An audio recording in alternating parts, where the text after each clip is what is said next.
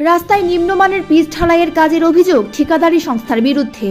পূর্ব লুধুয়া পশ্চিম Ludhua ADC ভিলেজের বাসিন্দাদের দীর্ঘদিনের দাবি ছিল সাবরুম থেকে লুধুয়া যাওয়ার রাস্তাটি নতুন করে পিচ ঢালাই করার।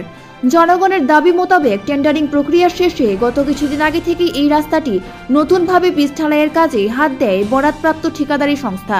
কিন্তু আজ সকালে এলাকাবাসীর সংবাদ মাধ্যমের দ্বারস্থ হয়ে অভিযোগ করেন ঠিকাদারি সংস্থা রাতের অন্ধকারই অত্যন্ত নিম্নমানের পিচ ঢালাইয়ের কাজ করেছে।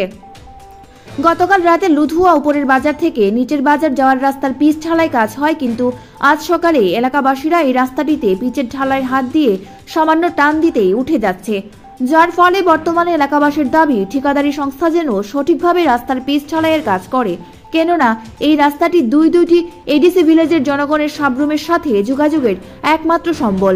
এখন দেখার বিষয় সংশ্লিষ্ট দপ্তর ঠিকাদারি সংস্থায় এখানে নিম্নমানের কাজের বিরুদ্ধে কি ব্যবস্থা গ্রহণ করেন। Bureau report, Dharmanagar news online. কোথা থেকে কোথা পর্যন্ত গেছে? লুধুয়া থেকে সাবরুম পর্যন্ত যাওয়ার রাস্তা। তো এখানে এখন যে কাজ চলছে রাস্তার, তো এখানে কিরকম হচ্ছে কাজ? কাজ তো 2 নাম্বার হচ্ছে, কালকে কাজটা করছে, আজকে পিচটা উঠতে চাইতেছে। লাঠি চড়ি দিলে চদাতি দিলে তো উড়ে যায় পিচটা। তো এই ব্যাপারে তোমরা কারোর কিছু কইছো নি?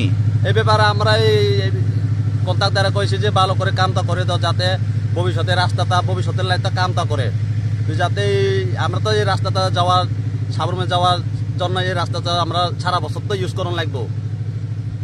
এই একটাই তো রাস্তা, মেইন রাস্তা একটাই রাস্তা। অন যেতে রাস্তা যেতে না হয় এটা একবার যেতে ভালো মতো না হয়, আবার উড়ে গেলে তো আরো পর 30 বছরও হইতো না এই রাস্তায়।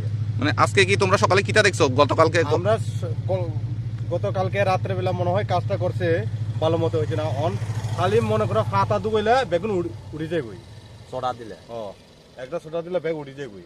আমরা ইয়ে উপরে উঠেছি, অন নতুন ভাবে দিয়েছে এই জায়গাটা। তো এখন তোমরা দাবি কি থাকবো? আমরা দাবি হচ্ছে যাতে সুন্দরভাবে কামটা করে যাক।